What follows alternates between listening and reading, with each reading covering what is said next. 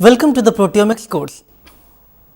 In today's lecture, we will talk about microarray workflow, the image scanning and processing. This is in continuation of our discussion on microarray workflow.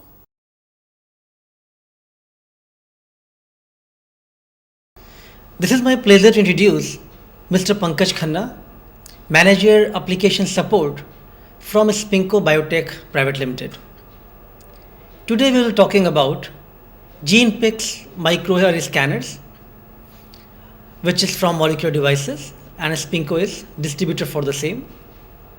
So we will have a discussion about microarray scanner as well as the software, how to control the hardware.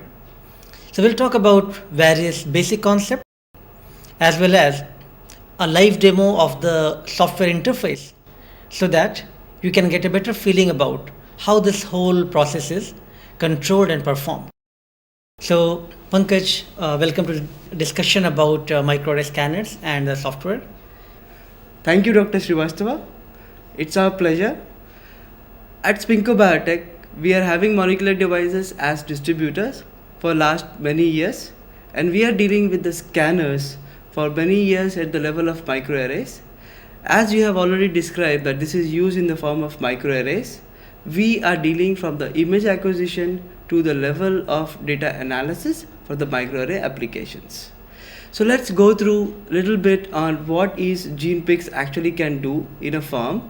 So Yeah, I think it will be useful if you can just first give some steps for the DNA microarray experiments. Although this is a proteomics course and I have been talking more onto the protein microarrays and things, but this whole technology got initiated from the DNA microarrays.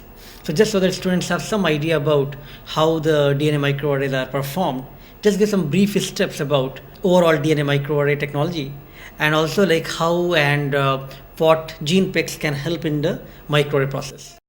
Sure.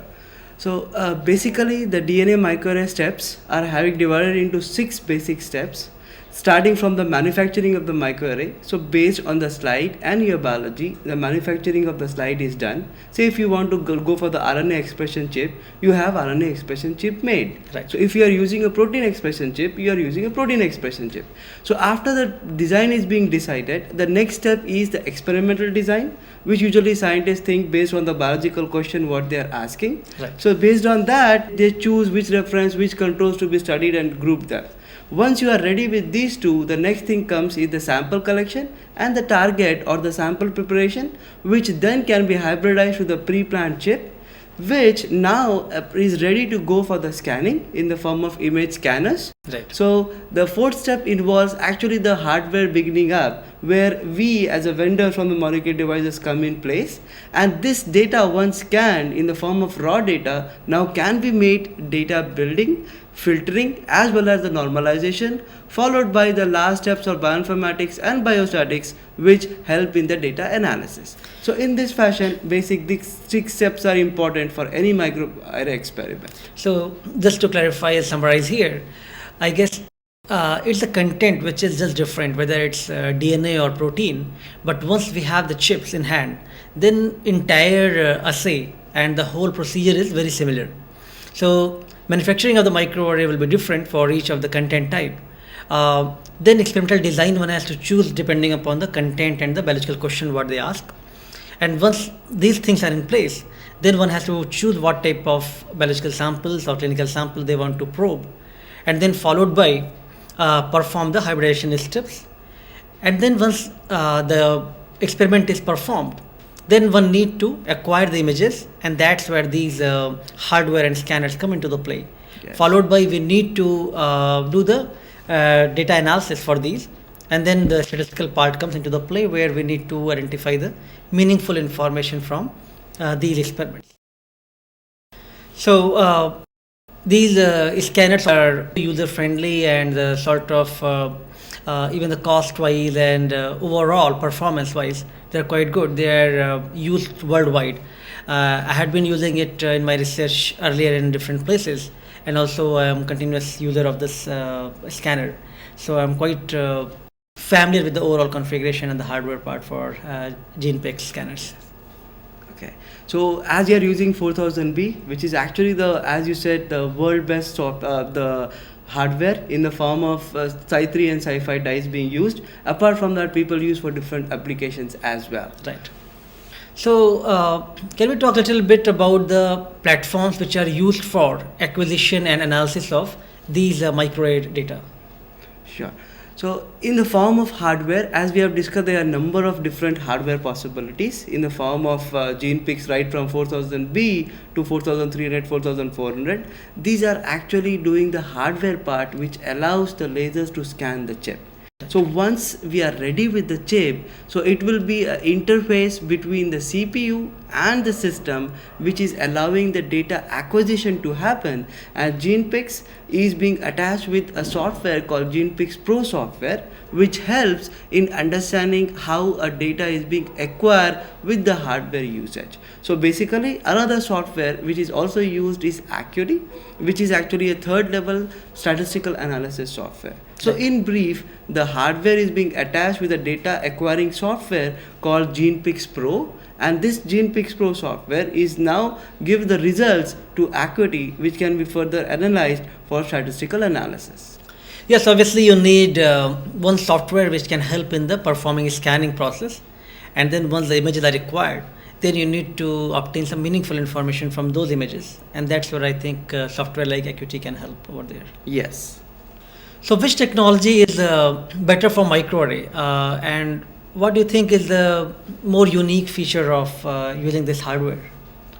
So GenePix microarray as such is based on two special designs. One of them is a non-confocal design of hardware, and second is inverted chemistry. So what is this non-confocal design?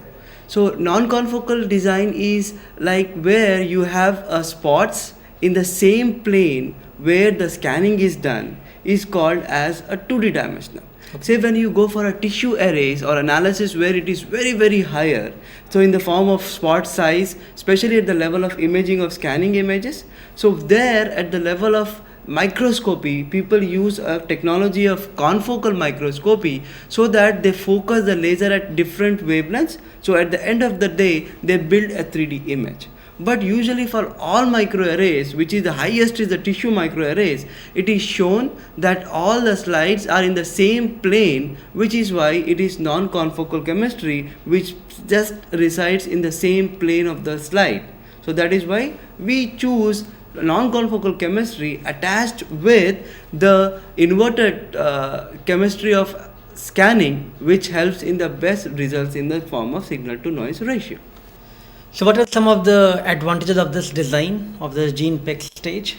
Right. So as we discussed, non-confocal coupled with the inverted scanning, how does it help is, usually we see in the glass slides, there are a lot of small deformities which our eyes can't see. Right. So what we do is we invert the slide so that it goes to the level of the same scanning, and they are supported at the level of the edges with the controllers which see the deformities at the glasses. Okay. So what it helps is, it helps in looking at the deformities and directly allow the scanning to happen on the face of the scanning area. So what happens is, because of the confocal design attached with this inverted chemistry, we get best signal to noise ratio so that your data is more valid for any analysis. So this process can actually resist any misalignment which may happen due to the design of the slide and very overall scanning procedure. Very true, sir. Very true. So what are different type of slides which are compatible for these type of experiments? So as you have already said, these systems are used worldwide, and in different academic institutes, people use at the various academic as well as commercial vendors. So ranging from different applications to different vendors, they support, to name few, say for example Agilent, Nimbolgen, Cornings. These slides are all compatible with them, which usually supplies in the form of either the RNA or the DNA chip. Invitrogen, which supplies the protein chip, is also compatible with GenePix Pro. So apart from lot of Toronto, all chips are also being supported, and incoming tissue arrays which are there, they are all supported with this particular technology as well. So I think it's very useful to have a platform where one can use actually the slides from different commercial resources. Otherwise, for example, if one wants to use the same scanner for doing DNA arrays as well as protein arrays, many times become difficult. But as you mentioned, like we can also use the protoarrays from in vitrogen as well as DNA arrays from various type of commercial places. So I think it just shows that this platform is quite robust for wide applications. Yes, it is. Indeed, the latest all applications possible, they are all compatible with GenePix because of this pixelation at 2.5 also, which is now available. Now, can you just brief some of the applications of the microarrays which people usually perform by using these type of scanners and the software? Yes, so classically microarrays are being used for the differential gene expression, which usually people categorize in the gene expression format. So later, as the development has happened, people went for SNP arrays as well as a CGS, which is called as comparative genome hybridizations. Right. They are used to look at the chromosomes. Apart from that, protein arrays, chip on chip to look for the control genes, they are also being focused. And the protein arrays are now really catching up in many sense, because the protein is actually the biological functions what many scientists believe, right. And I am also a strong believer. So now people are moving from the DNA to the real functional part, how they are directly affected.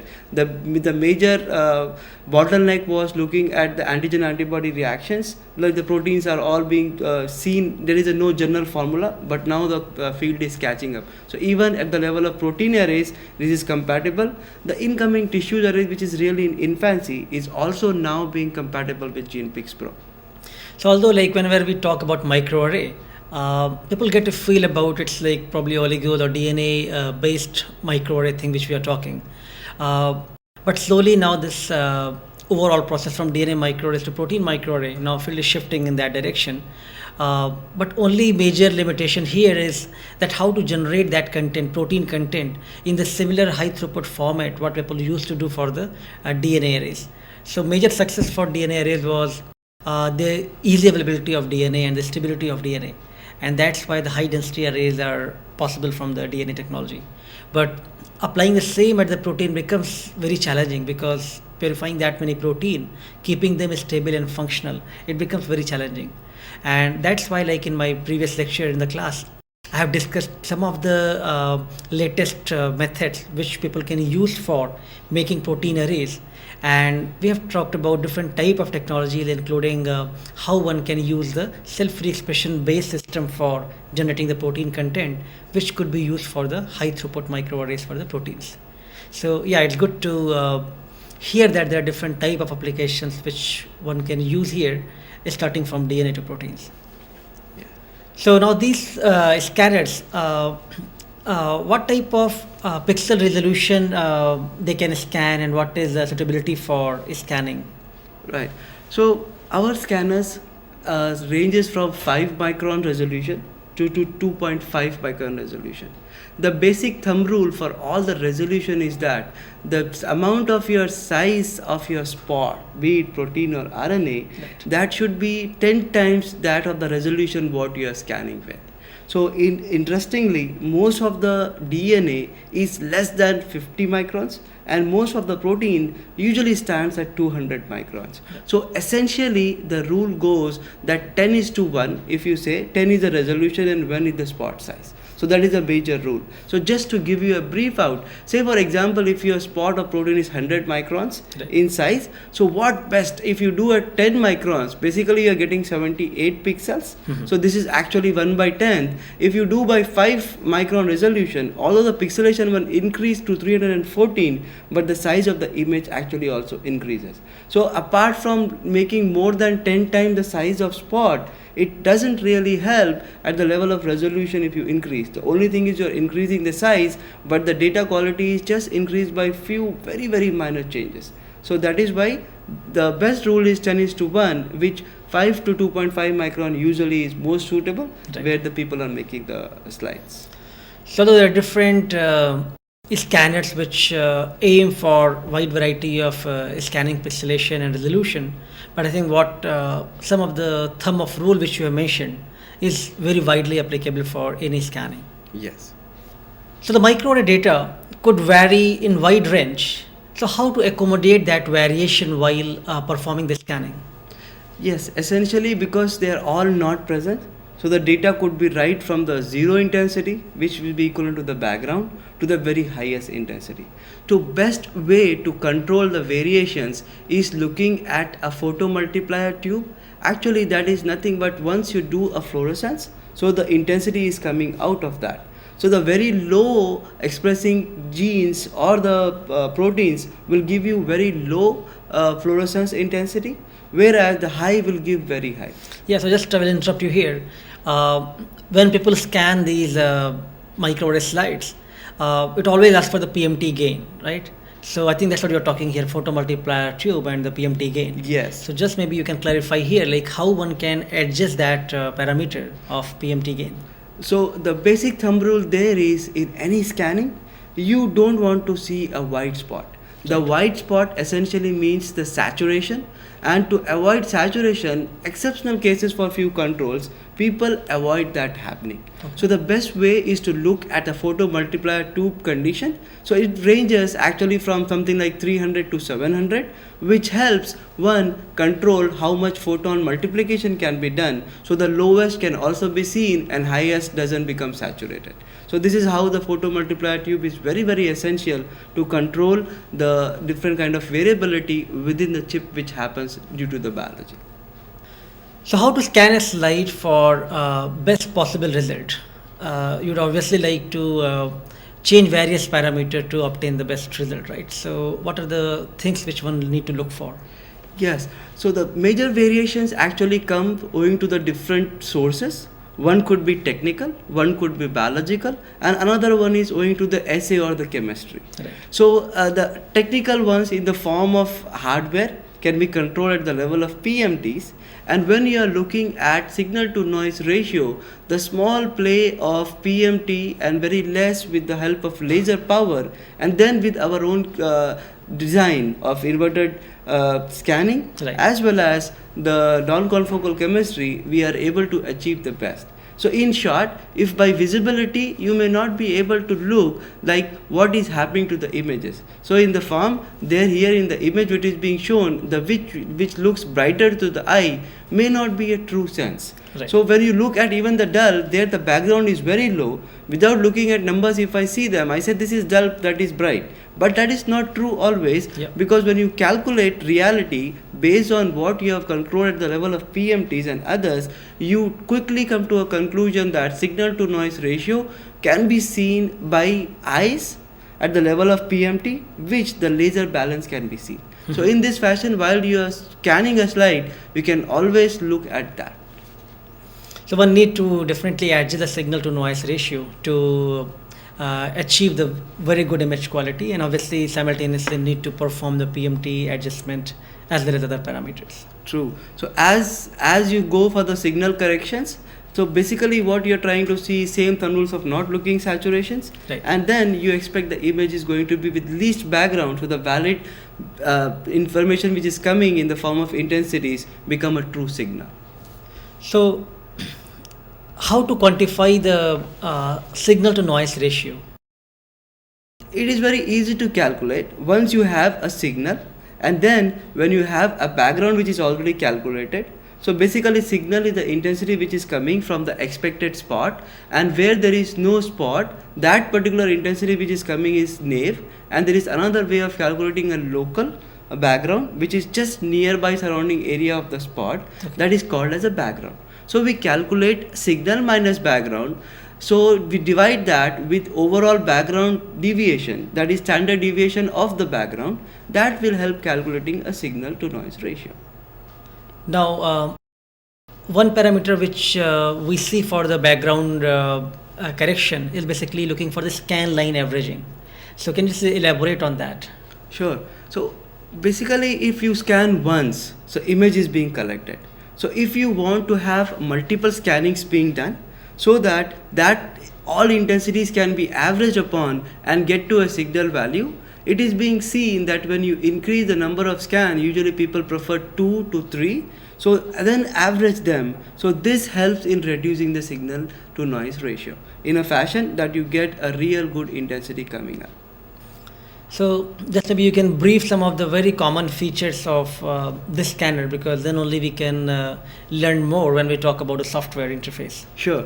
So the basic concepts in the form of hardware design, the basic one is non-confocal optics, and another one is the focal depth. The meaning of focal depth is where our laser can focus in the form where it can get or acquire the data, and the depth is 64 microns, which allows a wide variety of applications possible. So if you want to use some slide based slides that is having a cover slips, so that the depth is little bit kind of lower, so you want to focus at a different range. So in this fashion, the non-confocal optics with a focal depth of 64 is our major feature. Apart from that, up down, upside down, that is inverted chemistry, is actually what we are going to use in the form of printed sites being scanned directly and controlled for the variability as discussed earlier, and the resolution at 2.5 or 5 microns based on the system which is available can be also used. And real-time PMT adjustment. PMT we have already elaborated, the photomultiplier tube, Right. and the real time is at the level of scanning. We can look at the data when the scanning is live. So in this form we can control the PMT live in between the scan.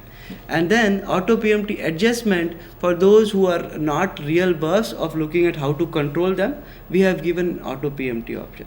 This auto PMT option allows Acuity to get the best output, but GenePix Pro allows the multiple scan by itself, so the best PMT suitable for one application can then be seen immediately.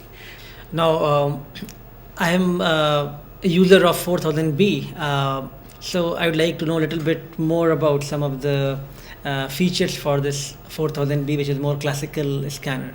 So GenePix Classic 4000B is called Classic because it is first introduced in 2000. Right. But after that, everybody started loving this machine, owing to the fact that it is having 6.5 minutes of simultaneous scan. The meaning of simultaneous scan is both lasers scan at the same time, Right. so you have very less time for scanning. Apart from that, it has got two lasers, actually 635 and 532 nanometers, which is classically used for Psi3 and Psi5, and they're on compatible dies. Right. So in view of this, we have standard green and standard red emission filters to accommodate all Psi3 and Psi5 applications.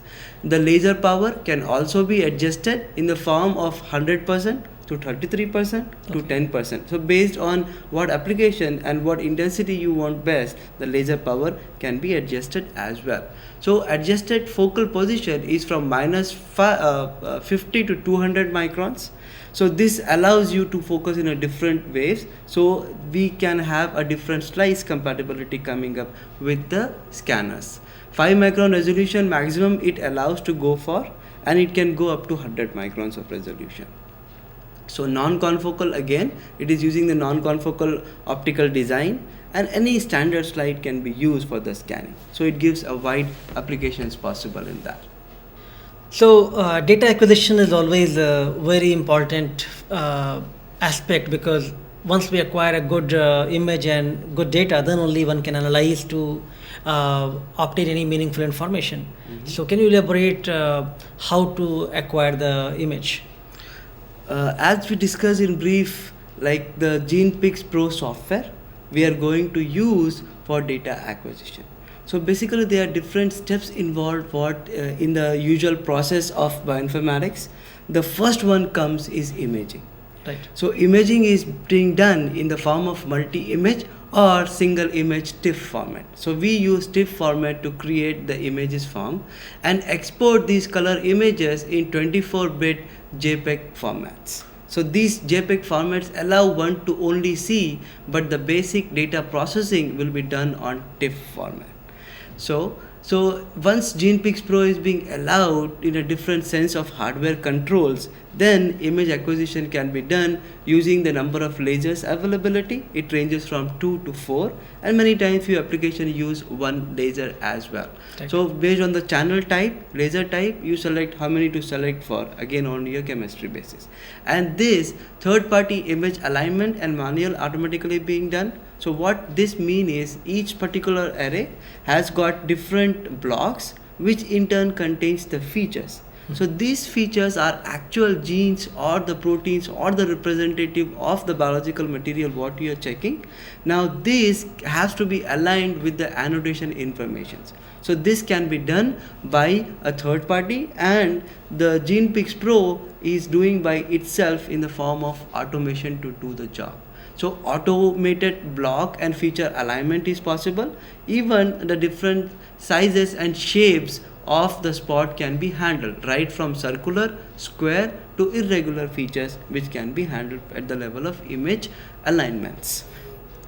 So I think you have mentioned the good points about data acquisition, because one need to look at various type of features and different type of analysis later on which one need to perform. So the data acquisition has to be very flexible in terms of the sometimes spots could be irregular and there could be different type of background, there could be different type of chemistries being used. So I think by looking at some of these parameters, one can acquire a good image, and then the data acquisition can be further used for further analysis. Yeah, so maybe we can talk a little bit on the analysis aspect. Sure. So in any microarray, after the image, first thing comes is the alignment, which we have just covered in the form of data acquisition, because that is a very important part to cover. And apart from that, you have a background subtraction so that you get a true signal coming in. So GenePix Pro does help in the background subtractions in a different format, and also in the normalization of the features. So if you see, the background subtraction can be done in the form of local, global, and negative or morphological control. So these negative and morphological controls are subjected to the design of the slide type. Say negative controls, in your slide there should be some spots which should not bind to anything and leave blank. And whereas the local and global can be calculated in the general space where there are no spots available, and the area which is not being spotted nearby your particular feature. So in this fashion, background subtraction can happen, and then feature viewer and feature pixel plots. So basically the major thing comes in the acquisition is, after acquisition is visualization of the data, and this visualization comes in the form of pixels and the plots, the graphs. So graphs help us in understanding globally what is happening in short. So it gives you a real image how the things are happening. So this can also be done, and there are multiple ways of calculating in the form of ratio calculations after normalization or during the normalization of the data. So analysis immediately after those involve few of the normalizations process, which GenePix Pro can very well handle. And other important feature is the flagging of the spot. In a biology, we see some spots are really not good, or because of some artifact they are not supposed to be taken for analysis. So essentially we need to make that spot as flagged as good, bad, or absent. So these can also be done with GenePix Pro software. Lastly, normalization of the images and the different formats is also allowed to happen in GenePix Pro. I think you rightly mentioned the need and the importance of the control features, because many times, like, whole experiment is the quality of the experiment depends on how well your controls have performed. That applies to both negative and the positive control. And when you talk about DNA microarray technology, obviously we are talking about very high density arrays here, where a lot of spots and a lot of controls are already inbuilt in place, right?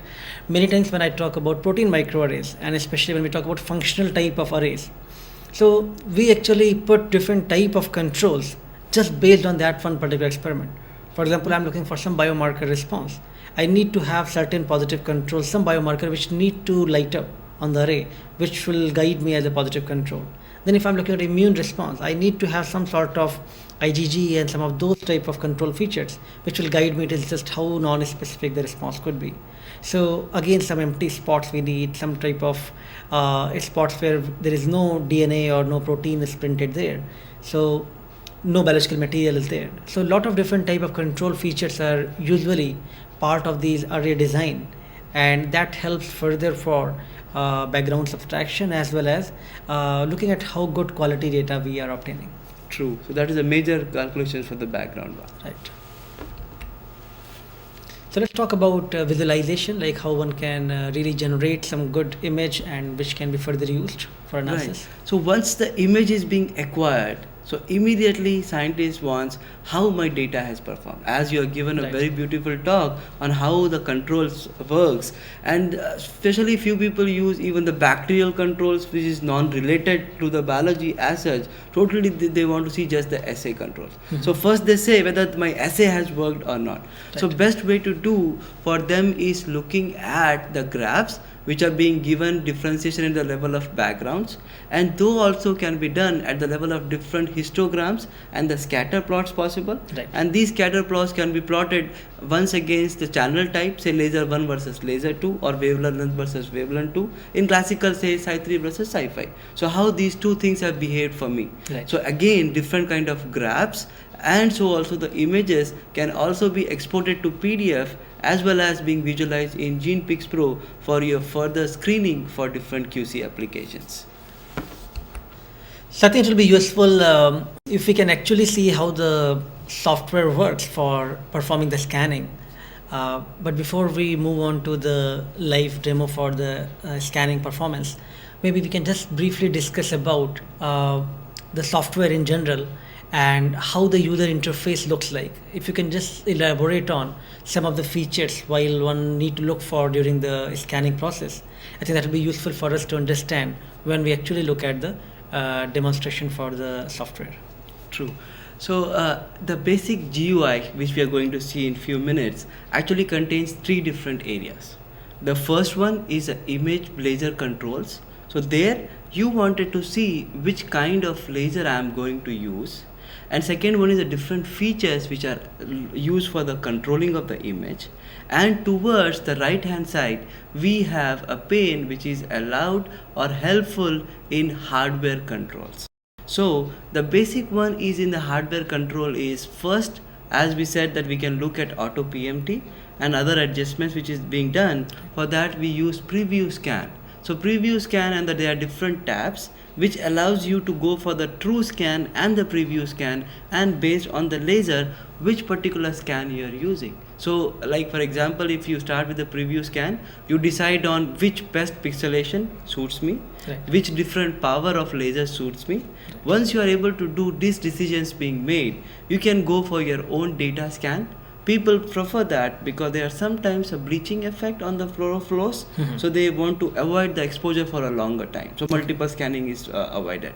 So once you see even a single wavelength scan, so if your application requires only one wavelength to be scanned, there you can select in the tab only a single wavelength scan, Right. and then so also a preview scan with the data scan followed by. You can also do an automation that once you do a preview scan, you see that it is all good, then immediately it can go for that. But very rarely people use that because you see once and then only you want to go ahead with. So it's like any general scanning, even if you want to just scan a sheet, right? First of all, you'd like to preview it, that how you just want to get a glimpse of the process, like how the overall image looks like. And then since you know your experiment, you know your requirements, like what wavelength need to be used, what type of fluorophore you have used, then one need to optimize and correct those things during the data scan, which is actual scan performed. And then after that, one need to review that whole thing and then how the slide looks like. True. Maybe we can talk a little bit on the software, which even I'm using GenePix Pro software, and how one can acquire image if one has a system like 4000B. Right. So there is a button towards the side where you are having a control for the scanning time. So as it is a dual channel, that means the two lasers are present in that, it is allowed to select whether you want to use 1 and 2. Okay. And then based on one or the user application, you select both the lasers, and then at the level of live scan, you control for the PMT and the which resolution you want to use for. So these are within the same software. Towards the right hand side, you see the pane where you have a hardware control button. There you can also look for all these different images which is being now suiting for your own biological applications. I think it will be more clear when we are actually looking at your software interface. Sure. Okay, so when we are acquiring the image, what the intensity histograms tell us while scanning is in process and even after the scanning is done, how one can really ensure that the scan is good, and what type of balance one need to make in that.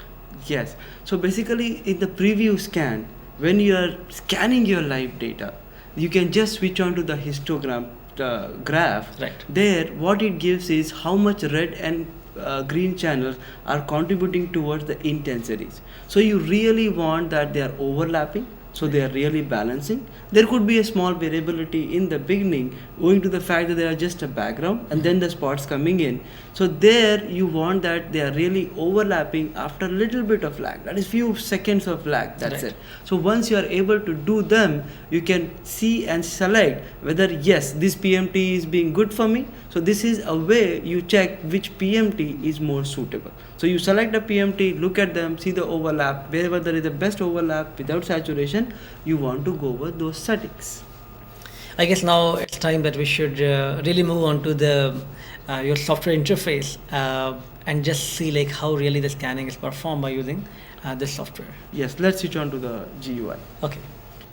Okay, Pankaj, so let's talk about the software and how actually we can use the software for image scanning from the hardware, so that now we can see it live, that how one can actually control different buttons for acquisition of the good images. Let's go to the GUI of Sure. GenePix Pro. So what you see now is a GUI or graphical user interface of GenePix Pro software. Yeah. On top, it is in the form of different tab buttons, which allows you in a different work group. Say for example, image allows you in different ways and controlling of the image acquisition, and histogram looks at how that image has performed. So this is what we were speaking about in the earlier slide, where you can see a live kind of demo which is happening. And then lab book actually gives what all you have done in a different stepwise. So what is being, every movement of yours in this particular software is being logged in, and analysis can be done in the form of batch form, which allows multiple slides so that you can do alignment and the analysis, which can be performed with the batch analysis. And once the analysis is over, results can be seen, and scatter plot can be now plotted at the level of this graphical user interface. Once you're through, you can look at the reports as well. So let's look at the major function of imaging. So what and how one control for the best image acquisition. I think that's important. Let's look at some of the buttons and how one can control those Sure. to acquire good image. Let's quickly go through like different kind of buttons here. So now the imaging can be done at a different wavelengths, and the like preview can be done at 635 and 532. In a single laser based, the wavelength can be done at 635 or wavelength at 532. So even the ratio of the imaging, how the both has performed together, can be looked at looking at a button of ratio of imaging. So this one allows you to see how the image is being done after the scan. You can look at one channel, preview channel, or different channels. Okay. And now let's look at different tools which are available to you while or after the scanning. So the major ones are here, where you can move across the chips in the form of this hand tool. The plus indicates the zoom tool, and the other tools are actually, this is want to unzoom, and you can also look at the whole image button. So once you have the image, these two becomes activated. So these two are actually for the blocks. Okay. And looking at the controlling the blocks, and these ones are the features. So many a times what happens, usually you get the GAL file, which is actually the feature information file. Yes, actually, you can just maybe elaborate on GAL file, because that's one of the very commonly used term when people talk about microarrays, Sure. right? So GAL stands for gene array list. So actually it gives the X and Y coordinates, where each array usually is being presented in the form of blocks, which blocks in turn are in the form of features. So these blocks and feature positions are being recorded in GAL file, and then the information or annotation is given to each spot. So GAL, GAL, that is gene array list file, essentially contains the X, Y and the number of columns, and so also the information of each spot, how they are being annotated and placed on the chip. So if by chance, if you don't know or you are prepared by yourself, these buttons here allowed to make your own blocks and create your own GL file with the help of the tool which is called as gene array list generator. Okay. So now let's look at the control button, which is towards your right side. So the first one is a preview scan, and then you can also have a data scan. Okay. One stands for one wavelength, so it allows you to take image from only one wavelength. Sure. And then you also have multiple scans. So you do a preview scan, then you do a scan with this button. You also have other buttons which will light up as and when you acquire the image, and this is for the analysis. So once the analysis is being done, if you click this button, the analysis will be performed after the alignment. So this is actually open button. So this is like normally your file where you want to open or save your images. Right. And this one is actually a flagging. As we discussed, the different features can be flagged. You can look at, once the image is available to you, you can look at good, bad or absent, and you can give them a different ratings. Here again is looking at different zoom buttons, so which allows you that which you want to focus on. Feature names or the feature IDs where you want to go for one particular one. The major one here is particularly this, which allows a different workflow controls, right? So this allows in the form different ways can be handled. Now let's quickly go through one particular scan, which is a simultaneous scan. So both lasers will be acquired at the same time. Okay. So if I press on a data scan button, the image, after putting your inverted slides in the hardware, it is scanning. So you just see on the top, which is very less visible. So let's try to zoom inside. So if I just put this button and allow you to zoom, you One can region, see particular how the scanning is happening. So you are looking at different image type. So if I click on only one wavelength, this, because it's live, after the scanning you can see it is going for the ratio image scan. So now quickly at a histogram, you see it is start coming up because it is scanning is going on live, so it start reducing. So basically, as we discussed, it should be overlapping. Right. So my settings are usually looking very nice in this particular one. So I guess like as the scanning is progressing, one need to also keep looking simultaneously the histograms. Correct. To determine like how site 3 and site Whether- 5 are how well aligned. Correct. So how well aligned with the help of auto PMT. So Site 3, Site 5, you can adjust auto PMT, you can adjust laser power, Right. so that you can see this one. So if we see some variation, then we need to come back here and adjust these parameters so that they are super aligned. Super. Yes. Okay. So in this fashion, the image acquisition is being happening. Right. And you also have, we give you a power that in between the slides, usually people keep barcodes. Right. And our system or GenePix Pro is compatible with reading the internal barcode which is being done. Mm-hmm. So that you can have multiple scans also being possible. So nowadays, each slide is coming with multiple arrays because of the variable densities. People are focusing on the custom type. So this can also be done with the new software upgrade developments. Okay.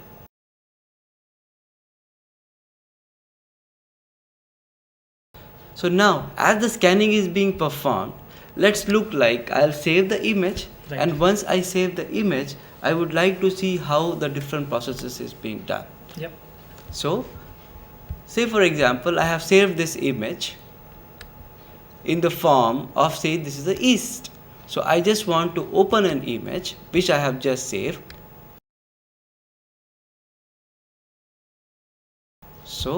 So basically, as we discussed, each particular array can be divided into the blocks. So this particular array of east contains 4 blocks, and each block is having features. Right. So number of feature information is given in GAL. So basically terminology is array, block and features. So I need to align that GAL information of positions on top of this. So I have to put a GAL file and do my further analysis. So what I am going to do now is open a GAL or GAL file which allows me for alignments. Right. So best feature of GenePix Pro is its capability of identifying feature by itself. It's literally clumsy. So let's just see how the zoom button looks like. And one need to fine tune that alignment for overall proper image extraction. Correct. So only thing you have to do here is just take your block and allow it to move to the first alignment. And then what you can do is click the button over here which is for the align, Align can be done in different ways. I recommend to use the first, which finds all features, all blocks, and do automated fashion. So if you click once, you see software automatically finds all its features. Right. Wherever by chance the features are absent or there are some physical deformity, it say it is not present or it flag it as bad. So one thing which is good here, like it's automatically adjusting according to the spot size. Correct. The overall width. It is adjusting according, like with that some spots are not so uniform, right? Correct. So it's making that correction here. Correct. So as you see, you can actually move it, but it doesn't affect life as long as you have just kept once and the data is being stored. But usually people ask me, is it good idea if I by chance move to do once again? So it's not a bad idea to do because it takes few seconds to do it. Right. So once you have done this particular alignment, let's look these two slides which I said you can zoom out. Yeah. So you can see whole particular slide now is being scanned and aligned as well. So it is a very quick process which software performs very easily for doing the job. And once you have done this, you can always hit a button of results. Now if I go to results, actually this is empty. Yeah. So if I click on results, the results are being calculated and there are some 40 different columns which will be output in a form which GenePix Pro understands different ways. Sure. So just quickly looking at the major ones. The major ones here are looking at this F means the intensity from different channels, 635 or 532. Right. And this background calculation is being done accordingly in the same laser range. So once you do a corrections, what happens is you want to correct your intensity mean values with the values of the background. Okay. So this is what is the most important which usually people use for the further calculation, Right. apart from a ratio of means or ratio of medians which can be calculated again and being presented to you in a different column formats. So each column signifies different ones. Like for example, SD standard deviation, CV coefficient of variations, and then different channels coming up. So in this fashion, the results will be outputted if you are image acquisition first, controlling the part, then allowing you to align and then do the analysis. So this is a basic steps which anybody or everybody want to do in microarray steps. So once you see the images, the people end up in the form of results and you have different columns available to you. Right. After that, what is the next thing to look for? Like how good the scatter plots are, or So there are different ways people want to visualize how my column, because number make very less sense. So the best way to look is a scatter plot. Right. Scatter plot allows you in a different ways what you are plotting at x and y axes. And here if you see, I am just plotting actually towards F635 median over the F635 median. So you are comparing two different channels, how they have behaved. The essential rule is they should mostly the microarray assumes all the chips are having the spots and which are genes which are not varying too much. So you expect most of them to stand nearby to the origin of the center. Yeah. So this is what you want to look how at. close is their aligned? How is they in close they are determining the good aligned. data. Yeah, so they should be not too far away from each other so that they are not naive actually to each other. Right. Because you expect there are few differences but not very very significant which can be seen at very large scales. So I guess we talked so far about how to use the hardware to scan a slide, and by using this software interface, which is GenePix Pro here, to acquire all the data. Now next challenge is how to really obtain some meaningful information from this whole data which we have already acquired. True. So GenePix Pro, as we discussed, an acquisition software, and the molecular devices recommend AccuD software for further data analysis, which can be at the level of secondary or tertiary based on that. So you do statistics as well as visualizations on a single or multiple data to handle it. So Pankaj, it was good to talk to you about how one can use the DNA microarrays or even protein microarrays, different type of slides, and use the hardware, the scanner, to scan these slides by using the software which has various features, and depending upon experiment one can actually take a decision that what type of features one need to use for that scanning. I think it will be very good if you can just share with us the video which describes the overview of the whole process, starting from the sample preparation followed by image acquisition as well as the image analysis. So if you can show us that video, that will be great. Sure. Thanks to Molecular Devices, they have provided me with this video which actually takes you from the basic process of biology in very brief to important software parts, and so also the hardware design which is being emphasized to the level of results. So let's watch that video. Molecular Devices introduces the world's simplest, most reliable automatic microarray slide scanner. Now you can walk away from scanning while the GenePix Autoloader 4200AL automatically loads, scans, analyzes, and saves results for up to 36 slides. The autoloader accommodates microarrays on standard glass microscope slides labeled with up to 4 fluorescent dyes. These microarrays can contain just a few hundred spots or tens of thousands of spots representing an entire genome. As many as 36 slides can be loaded into the convenient slide carrier. As the carrier is inserted into the scanner, sensors detect the location of each slide, indicated by a blue bar on the slide carrier map. On the Batch Scan tab in GenePix Pro, you have complete flexibility to define the most appropriate settings and analysis parameters for each slide or for groups of slides. You can also choose to automate scanning, analysis, and file saving steps. Enter an email address and GenePix Pro will notify you remotely when your batch is complete. Using the defined scanning parameters, the precision robot arm leaps into action and moves to the first slide. Our unique Never Let Go grippers securely clamp the slide and carry it to the scanning area. A barcode reader records the barcode, and then the slide is positioned for scanning. The GenePix Autoloader 4200AL can be configured with up to 4 lasers.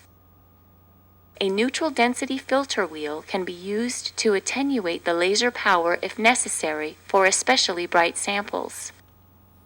The laser excitation beam is delivered to the surface of the microarray slide. The beam scans rapidly across the short axis of the slide as the robot arm moves the slide more slowly down the long axis. Fluorescent signal emitted from the sample is collected by a photomultiplier tube. As the scan proceeds, sensors detect any non-uniformity in the slide surface, and the robotic arm adjusts the slide position accordingly to ensure the array surface is always in perfect focus.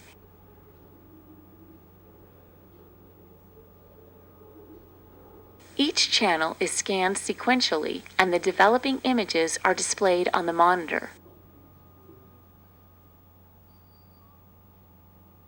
The multi-channel TIFF images are saved automatically, according to file naming conventions specified by the user. After the slide has been scanned, the precision robot arm replaces it safely in the slide carrier before picking up the next slide. As each slide is scanned, a list of each saved image with its associated settings and analysis files accumulates in the Batch Analysis tab until the batch is complete. GenePix Pro automatically finds the spots and calculates up to 108 different measurements for each spot.